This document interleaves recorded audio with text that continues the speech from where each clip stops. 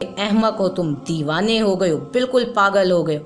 वो बिफरे हुए लहजे में बोला। क्या हुआ नादिर हुसैन? मैंने ताज्जुब से पूछा। पाक कलमात किसी की पुश्त पर नहीं पढ़े जाते, आइंदा ख्याल रखना, उसने कहा और मेरी आंखें हैरत से फैल गईं। मैं कुछ भी नहीं बोला था कि उसने कहा, बुलावा आ गया है मेरा, जब तक तुम्हारा बुलावा ना आए यहाँ से ना जाना। एक हाजतमंद की हाजत रवाई ज़रूरी है। हक हक, उसने ज़ोर से नारा लगाया और अचानक उसके लिबास में आग लग गई। मुझे और इकराम को नहीं मालूम था कि शामी कुछ लोगों के साथ खुफिया तौर पर उसकी निगरानी कर रहा है। अभी हम दोनों शुशदर खड़े गौर कर रहे थे कि उकब से शामी के चीखने की आवाज़ उभरी और वो 2-3 अफराद के साथ दौड़ पड़ा। आग आग, पानी पानी, वो नाचता हुआ बोला। मगर इतनी देर में नादिर हुसैन का लिबास खाकस्तर हो गया। उसने दूसरा नारा लगाया और उसके साथ ही खानकाह की बुलंदियों से नीचे छलांग लगा दी। शामी के हलक से दिल खराश आवाज़ निकली, बड़े बाबा। वो दीवानावार भागता हुआ किनारे तक आ गया। मैंने और इकराम ने भी उसकी तकलीद की थी और फिर सुकड़ कर रह गए। हालांकि जितनी बुलंदी से वो नीचे कूदा था उसके हाथ पांव टूट जाने चाहिए थे, लेकिन वो नीचे तारों की छाँव में बेतकान दौड़ता हुआ नजर आ रहा था। लिबास से आरी, हर तकलीफ से बेनियाज। देखते ही देखते वो निगाहों से ओझल हो गया। मेरे बदन में शदीद सनसनी दौड़ रही थी। उस पर फिर दौड़ा पड़ गया मसूद भाई। अब क्या होगा? वो फिर हमारे हाथ से निकल गया, शामी ने अफसोस भरे लहजे में कहा और मैं चौंक कर उसे देखने लगा। नहीं शामी, वो ठीक है, मैंने आहिस्ता से कहा। ठीक है? शामी सिसकी लेकर बोला। हाँ, हम सबसे ज़्यादा होशमंद। न जाने तुम क्या कह रहे हो, शामी झल्ला कर बोला और मैं शामी को तसल्लियाँ देने लगा। जो कुछ मैं कह रहा हूँ वही दुरुस्त है शामी। अब वो इस झूठी खानकाह का बुजुर्ग नहीं है। अब क्या होगा मसूद भाई? हमें फिर उसके पीछे निकलना होगा, न जाने कहाँ से कहाँ निकल जाए। हमें बताओ अब क्या करें? जो कुछ करोगे बेकार होगा। वैसे तुम अपनी मर्जी के मालिक हो। आओ इकराम, मैंने कहा और इकराम को लेकर अपनी आरामगाह में आ गया। खानकाह में जितने लोग थे वो वहीं जमा हो गए थे। सचमुच शदीद जहनी दबाव का शिकार हूँ मसूद भाई, बर्दाश्त नहीं हो रहा, वरना आपसे ना कहता। इकराम बेबसी से बोला। क्या बात है इकराम? नादिर हुसैन को क्या हो गया? वो जो मिसरा है ना कि खुदा की देन का मूसा से पूछिए अहवाल, वो सादिक आ गया है। क्या मतलब? ओहदा मिल गया है इसे, मजजूब हो गया है। वैसे भी इकराम, तुम्हें याद होगा वो डाकू था। जेली खानकाह में वो लोगों को झूठे दिलासे देता था, लेकिन खुद को पीर कहलवाने से लरसता था। खुद को दुनिया का बदतरीन इंसान समझता था। उसे अपने गुनाहों का शदीद एहसास था। अल्लाह को उसकी कोई अदा भा गई और उसे बहुत बड़ा मकाम मिल गया। सुबहान अल्लाह। तो ये बात है। एक आध बार शुबा हुआ था, यकीन नहीं कर सका था। फिर ये अंदाज़ा कैसे हुआ? उसकी पुश्त हमारी तरफ थी। मैंने दरूद शरीफ पढ़ लिया था। वो तड़प गया। कलाम इलाही की बेहुरमती बर्दाश्त नहीं कर सका। अब वाकई वो इस खानकाह का इंसान नहीं है। इकराम खामोश हो गया। हम दोनों ही तासुर में डूबे हुए थे। मैं नादिर हुसैन की खुशबख्ती पर रश कर रहा था। बहरहाल ये रम्ज थे जो इंसानी अक्ल के दायरे में नहीं आते। कुछ देर के बाद इकराम ने कहा, यहाँ रुकोगे मसूद भाई? तुम्हारी क्या राय है? मैंने पूछा। कुछ उकताहट सी महसूस हो रही है। वैसे भी हम यहाँ रुक गए हैं, कोई काम नहीं हो रहा। इकराम ने इस तरह कहा कि मुझे हंसी आ गई।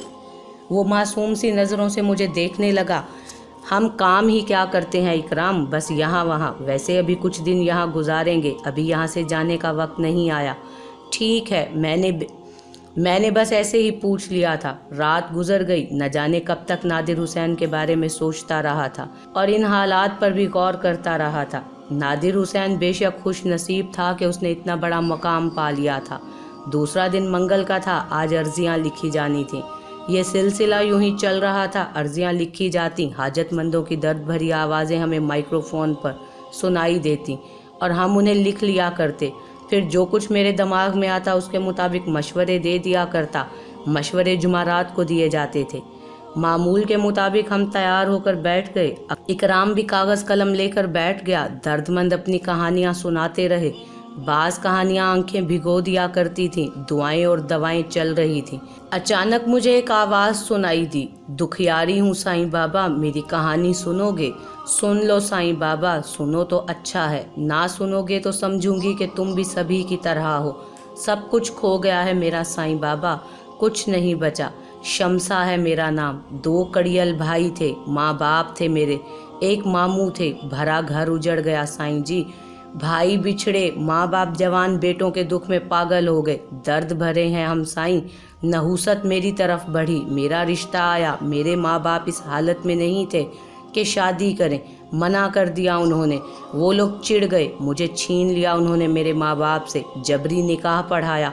मेरा मियाँ मुझे लेकर मारा मारा फिरता रहा। दिल बुरा था उसका मेरी तरफ से, कभी इज्जत नहीं दी उसने मुझे। 4 चोट मारता है ज़रा सी गलती पर। 3 बच्चे हो गए हैं मेरे, कोई सहारा नहीं है उनका।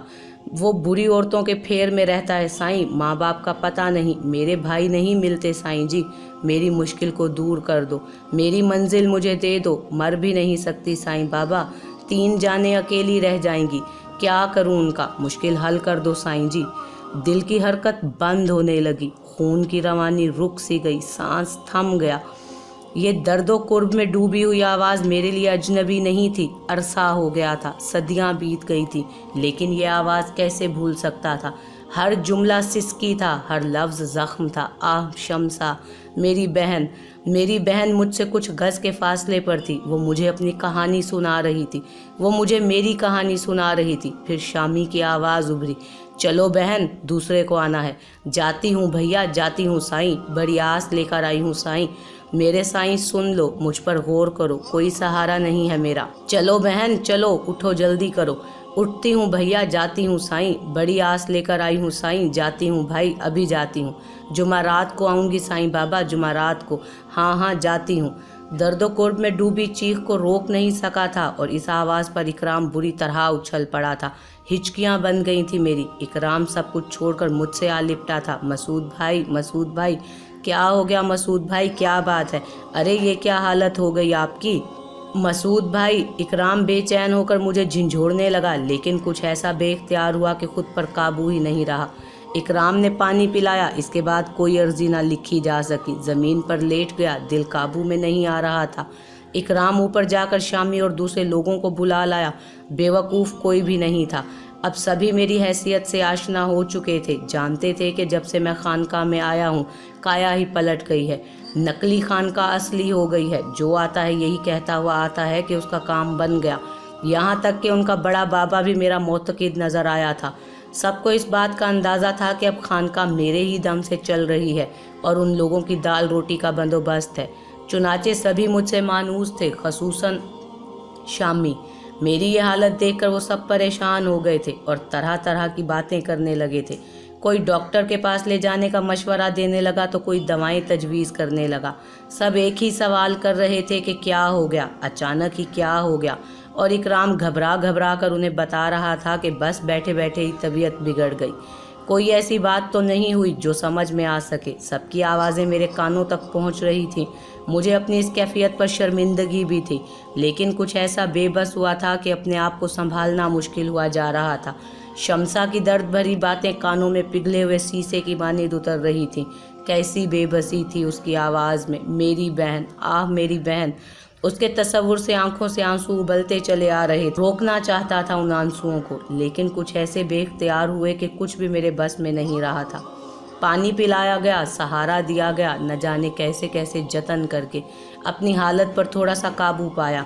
भर्राई हुई आवाज़ में उन लोगों से कहा कि कोई ख़ास बात नहीं है, बस अंदर से शदीद गर्मी की एक लहर उठी है और कुछ नहीं, ठीक हूँ। हमदर्द और मोहब्बत करने वाले। ये सुनकर सहारा देते हुए मुझे ज़बरदस्ती बाहर लाए। खानकाह के उकबी हिस्से में एक साफ़ सुथरी जगह पर मुझे लिटा दिया गया। हर शख्स ही किसी न किसी चीज़ से मुझे पंखा झल रहा था। अभी खानकाह के दूसरे हिस्से में ज़ायरीन मौजूद थे, चुनाचे ये उकबी हिस्सा मुंतखब किया गया था। मैंने खुद पर काबू पाने की कोशिशें शुरू कर दी। हर ख्याल को जहन से मिटा दिया। ज़ख्म तो दिल पर हमेशा से मौजूद थे ही, बस उन पर एक हल्की सी तह चढ़ा ली थी, लेकिन खरंड नहीं बन पाए थे। ज़ख्म दुरुस्त नहीं हुए थे। एक आवाज़ से एक ज़ख्म की झल्ली उतर गई थी। खून तो बहना ही था, बरसों से रुका हुआ था, बहता रहा, लेकिन आखिर कब तक? जब खून ही ख़त्म हो जाए जिस्म में तो क्या बहेगा? आंसुओं की रवानी रुक गई। वो कुदरती तसल्ली जो आसमानों से उतरी है दिल पर हावी हो गई। सहारा दिया खुद को और उठकर बैठ गया। अब उन लोगों को समझाना भी ज़रूरी था जो बेचैन थे, अफसुर्दा थे, मुस्तरिब थे मेरे लिए। मध्यम से लहजे में मैंने कहा, बहुत माजरत ख्वाह हूँ आप सबसे।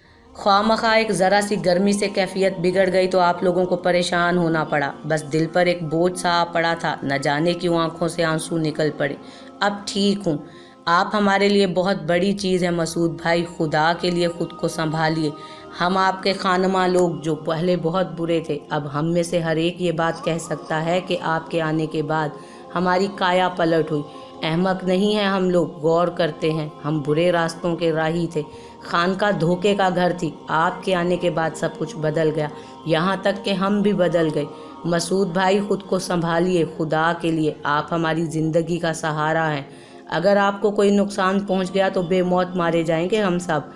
میں نے انہیں تسلیاں دی تھیں، کہا تھا کہ انسان ہوں اور انسان کی کیفیت کبھی نہ کبھی خراب ہو ہی جاتی ہے۔ اس طرح ان لوگوں کی عیادت میں رات ہو گئی تھی، زائرین جا چکے تھے، خانقاہ پر بھی وہی ہو کا عالم طاری ہو گیا تھا، باہر ہی رہا۔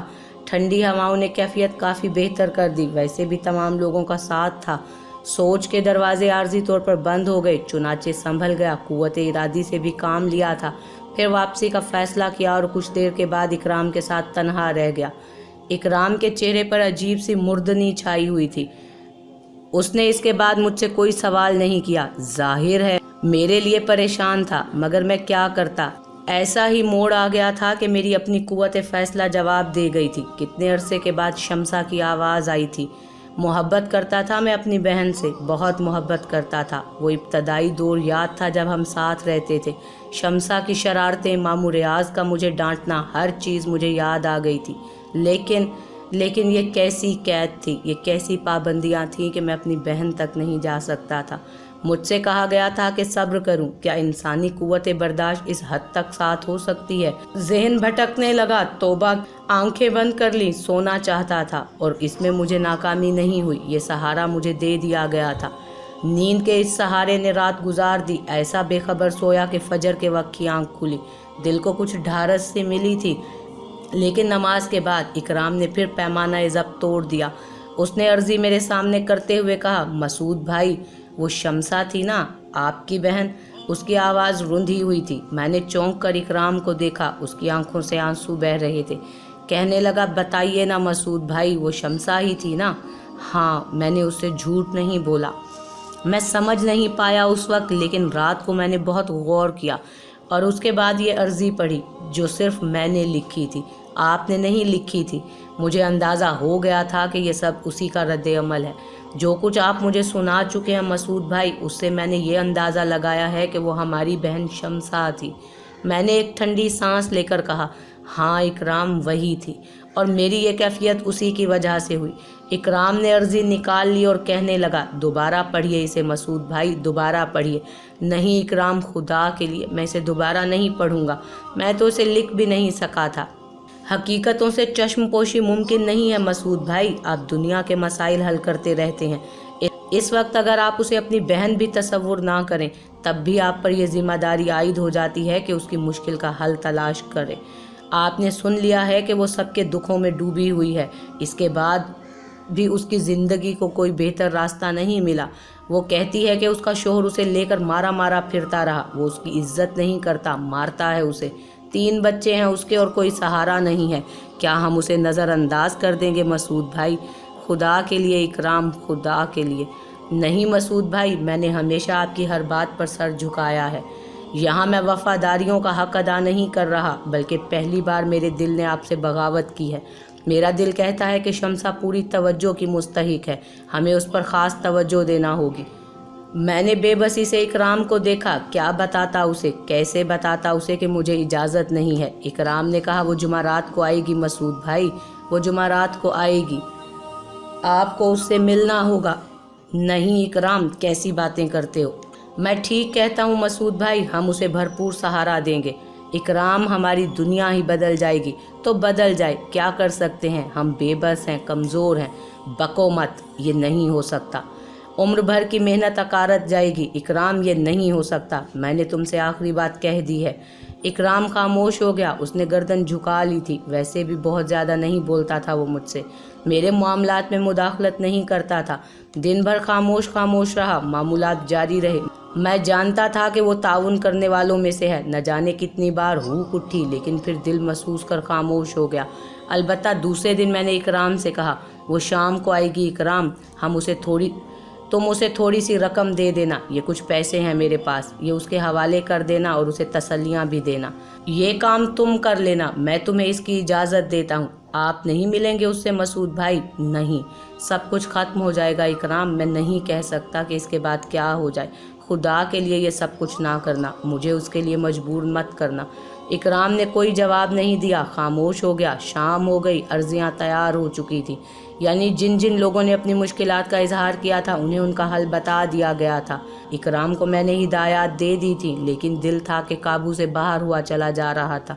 इकराम शमसा से मिलेगा, जो कुछ भी कहेगा वो अलग बात है, लेकिन मैं अपनी बहन का चेहरा नहीं देख सकूंगा।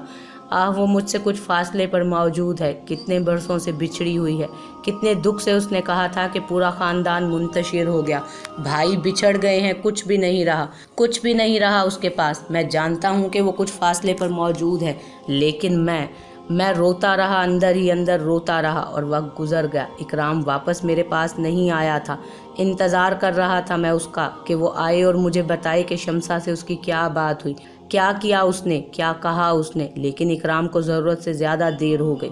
वक्त इतना हो गया कि तमाम ज़ायरीन वापस जा चुके थे। अब ज़रा बेचैन हो गया कि इकराम वापस क्यों नहीं आया। फिर मैं खुद ही बाहर निकल आया। शामी और दूसरे लोग अपने मामूलात में मसरूफ़ थे। मैंने इकराम के बारे में किसी से पूछा नहीं, बेकार ही था। लग रहा था कि यहाँ मौजूद ही नहीं है, कहीं नज़र ही नहीं आ रहा था। ये इकराम को क्या हो गया, कहाँ चला गया है वो? जहन तरह तरह के ख्यालात में डूबा हुआ था। एक गोशे में बैठकर इकराम का इंतज़ार करने लगा। अंदाज़ा हो रहा था कि वो जज्बाती हो गया है, कहीं वो शमसा के पीछे पीछे ही ना निकल गया हो सकता है। बहरहाल इंसान है, लेकिन अगर उसने ऐसा किया है तो हद से तजावुज़ करने वाली बात है। मैंने उसको इसकी इजाज़त नहीं दी थी। फिर खुद ही मैं अपने आप को समझाने लगा, इकराम बस मेरा साथी है, महकूम तो नहीं है वो मेरा। अगर उसने अपने तौर पर कोई अमल किया भी है तो ऐसी बुरी बात भी नहीं है कि मैं उस पर बिगड़ने लगूं। अपनी मर्ज़ी का मालिक है वो, किसी भी लम्हे मेरे पास से जा सकता है। वैसे ये तस्वुर ज़रा अजीब सा लगा। अब तो इकराम की कुछ इस तरह आदत हो गई थी कि उसे अपने ही जिस्म का एक हिस्सा समझने लगा था। पगला कहीं का वो काम कर रहा है जो मैं नहीं कर सकता था। लेकिन अच्छा तो है, कम अज़ कम शमसा के बारे में तफसीलात मालूम हो जाएंगी। खुदा करे कि वो उसके पीछे पीछे ही गया हो, कुछ मालूमात हासिल करके आएगा। हो सकता है माँ बाप का कुछ पता चल जाए। इन्हीं ख्यालात में बैठा था और मेरा अंदाज़ा दुरुस्त निकला। इकराम वापस आ गया था। उसने फ़ौरन ही मुझे तलाश कर लिया। मुझे यकीन था मसूद भैया कि आप यहीं मौजूद होंगे, मेरा इंतज़ार कर रहे होंगे। आज पहली बार मैंने खानकाह से बाहर जाकर इस शहर को देखा है। ये तो खासा बड़ा शहर है, बड़ी घनी आबादी है इसकी भैया। मैं शमसा के पीछे गया था। मैंने उसे थोड़ी सी रकम दी थी जो आपने मुझे दी थी। मैंने उसे तसल्लियाँ भी दी थी कि अल्लाह ने चाहा तो उनकी मुश्किलात हल हो जाएंगी। भैया फिर मैं अपने आप को बाज नहीं रख सका। उसके पीछे पीछे तक वहाँ पहुँचा जहाँ वो रहती थी। एक छोटा सा घर है जो हुसैन खान नामी शख्स का है। हुसैन खान शमसा के शोहर का दोस्त है। शमसा के शोहर का नाम फैज़ान है। फैज़ान बहुत ओबाश तबा आदमी है, सूरत ही से बुरा लगता है, और उसका दोस्त भी कोई अच्छा आदमी नहीं है। कहीं बाहर से आकर यहाँ क़याम किया है और दोनों मिलकर कुछ कर रहे हैं। शमसा अकेली इस घर पर रहती है क्योंकि उसके दोस्त की बीवी नहीं। 3 बच्चे हैं शमसा के, 2 बेटे 1 बेटी। और मसूद भैया शमसा का एक बेटा जो 5 साल का है, बिल्कुल आपका हमशक्ल है, बिल्कुल आप जैसा। मैंने दोनों हाथ सीने पर रख लिए, दिल बेकाबू होने लगा था। भैया वो बड़ी गैर महफूज है। उसका शोहर दर हकीकत एक दरिंदा सिफ्त आदमी है। लगता ही नहीं कि वो शमसा को अपनी बीवी समझता है। उसका दोस्त शमसा को गंदे फिक्रे कसता है, लेकिन वो खामोश बैठा हंसता रहता है। शमसा उस घर के सारे काम काज करती है, अपने बच्चों को संभालती है। वो बहुत दुखी है भैया, बहुत दुखी है। तो मैं क्या करूं? मेरे हलक से एक चीख निकल गई। नहीं मसूद भैया, ये तो कोई बात ही नहीं हुई कि आप क्या करें, भाई हैं आप उसके। ठीक है, आप कुछ नहीं कर सकते, मैं तो कर सकता हूँ ना। क्या करोगे मुझे बताओ, क्या करोगे? मुझे इस बात का जवाब चाहिए मसूद भाई कि अगर आपकी बहन आपके सामने आ गई, आप जो कुछ भी कर रहे हैं वो आप जानते हैं, लेकिन उस बहन से जो आपकी सगी बहन है और मुसीबतों में गिरफ्तार है, उससे इज्तनाब कैसा? मुझे इजाज़त नहीं, क्या समझे इकराम, मुझे इजाज़त नहीं है। मैं नहीं समझता भैया, इंसानी रिश्ते अगर इतनी आसानी से छीन लिए जाते तो इन रिश्तों का वजूद ही नहीं होना चाहिए था। مجھے میرے گناہوں کی سزا مل رہی ہے۔ میں نے غرا کر کہا، سزا آپ کو مل رہی ہے، شمسا کو تو نہیں ملنی چاہیے نا۔ اکرام، کہنا کیا چاہتے ہو؟ کھل کر کہو، کیا کہنا چاہتے ہو تم؟ بتاؤ مجھے۔ شمسا سے مل لیجئے، اسے تحفظ دیجئے، اور کوئی نہیں ہے اس کا، آپ ہیں، میں ہوں۔ میں اسے اس طرح نہیں چھوڑ سکتا، تو جاؤ اس کی خبر گیری کرو، اس کے ساتھ رہو۔ انتہائی غمزدہ ہوں مسعود بھیا، انتہائی غمزدہ ہوں۔ سوچتا تھا زندگی کے کسی حصے میں آپ کا ساتھ نہیں چھوڑوں گا، چاہے دنیا ادھر کی ادھر ہو جائے، مروں گا بھی آپ کے قدموں میں۔ لیکن معاف کیجیے گا مسعود بھائی، آپ سے شدید اختلاف کر رہا ہوں یہاں۔ اس اختلاف کی بنیاد پر آپ سے علیحدہ ہو رہا ہوں۔ میرا منہ حیرت سے کھلے کا کھلا رہ گیا۔ اکرام کے چہرے پر عجیب سے تاثرات تھے۔ اس نے کہا، آپ ہی کے حوالے سے میں اس سے روشناس ہوا ہوں، لیکن ایک ایسی بے بس، ایک ایسی تنہا لڑکی جس کا کوئی سرپرست نہیں، جس کے سر پر کوئی سایہ نہیں ہے، اور یہ معلوم ہونے کے بعد کہ اس کا ماضی کیا ہے، میرا ضمیر مجھے ملامت کر رہا ہے کہ میں اس خانقاہ میں آپ کے ساتھ بیٹھ کر عیش و آرام کی زندگی گزارتا رہوں، اور وہ اس طرح زندگی کے جال میں الجھی ہوئی مصیبتیں اٹھاتی رہے۔ آپ ہی کے حوالے سے مسعود بھیا، اس کا بھائی ہوں میں، اور میرا فرض مجھے مجبور کر رہا ہے کہ بہن کے سر پر ہاتھ رکھوں۔ جس قابل بھی ہوں اس کی خبر گیری کروں گا، دیکھوں گا کہ فیضان اسے کیا نقصان پہنچاتا ہے۔ بس بھیا، میرا اور آپ کا ساتھ یہیں تک کا تھا، ہمیشہ آپ کو یاد کرتا رہوں گا، لیکن یہ بات بھی آپ یاد رکھیے گا کہ جب آپ کی یاد میرے دل میں آئے گی تو میں سوچوں گا کہ آپ نے اپنی ذات کی بہتری کے لیے رشتوں کو ذبح کر دیا ہے۔ میں متفق نہیں ہوں آپ سے بھیا۔ میں پھٹی پھٹی آنکھوں سے اکرام کو دیکھ رہا تھا، میرے اندر گڑگڑاہٹیں ہو رہی تھیں، اور میں کوئی فیصلہ نہیں کر پا رہا تھا کہ کیا کروں۔ دل چاہا کہ اکرام کو اٹھا کر زمین پر پٹک دوں، کیونکہ میری زندگی کو ایک بار پھر تاریکیوں کی جانب دھکیل رہا ہے۔ کیوں کر رہا ہے ایسا وہ؟ لیکن جو جذبے اس کے سینے میں موجزن ہو گئے تھے، ان سے منحرف تو میں بھی نہیں ہو سکتا تھا۔ اکرام سنجیدہ چہرہ بنائے کھڑا تھا، کہنے لگا، میری خواہش ہے مسعود بھیا، میری خواہش ہے کہ آپ شمسا سے مل لیں، فیضان عالم کا قبلہ درست کریں کہ وہ ایک باعزت زندگی گزارے۔ میں اس کے بعد اور کچھ نہیں چاہوں گا، لیکن اگر ہم اس کی طرف سے آنکھیں بند کر لیتے ہیں تو یہ بہت بڑا گناہ ہوگا۔ آپ اس سے مل لیں، آپ اس سے ضرور مل لیں۔ اگر میں اس سے مل لیا تو ہاں، تو آگے کہیے نا، تو گناہ گاروں میں شمار کیا جاؤں گا، نافرمان تصور کیا جاؤں گا، اور اس نافرمانی کی سزا ملے گی آپ کو، یہی نا؟ اکرام، تم حد سے بڑھ رہے ہو۔ بڑھ رہا ہوں بھیا، جب رشتے ہی اتنے بے معنی ہوتے ہیں تو پھر میرا آپ کا رشتہ کیا ہے؟ اپنی سزا سے ڈر رہے ہیں آپ، اور وہ جو سزا جو 4 افراد کو مل رہی ہے اور اس سے آگے بہت سے دوسرے لوگوں کو بھی مل رہی ہے، اس پر کیا کہیں گے؟